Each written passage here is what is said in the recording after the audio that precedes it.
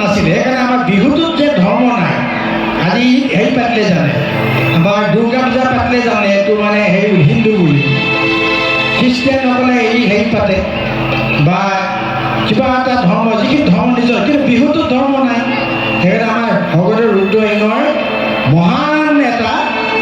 মানে ডাঙৰ চিন্তা কৰি বিহুটোক জাতীয় সংস্কৃতি বুলি স্বীকৃতি দিছিলে য'ত ধৰ্ম নাই বিহু নচা ছোৱালী বিহু আহিলে সেইকাৰণে কৈছিলে সেইকাৰণে আমাৰ আজিও সেইকাৰণে বিহুটো জীয়াই আছে দেই সেইকাৰণে আজিও বিহুটো জীয়াই আছে সেইকাৰণে ইয়াত কোনো ধৰ্ম নাই ইয়াত একো ধৰ্ম নাই বিহুত ধৰ্ম নাই সি বিহু নচা নাচনীজনী কোন ধৰ্ম ঢুলীয়াটো কোন ধৰ্ম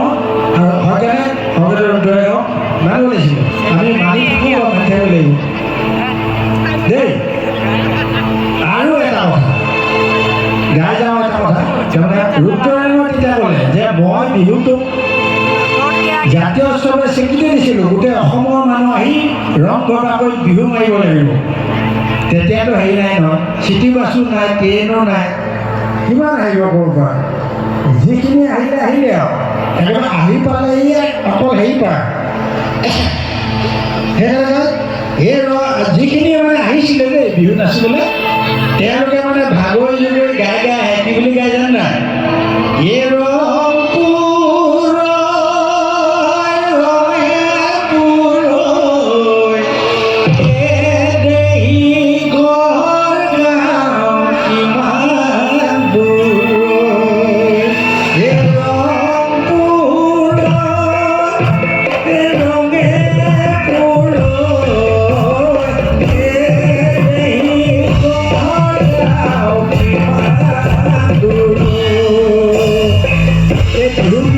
সৃষ্টি কৰিছোঁ ভাগৰি জুগৰি আহি তেওঁলোকে এনেকৈ গাই গাই আহোঁতে আমাৰ বিহু গীত সৃষ্টি হৈছে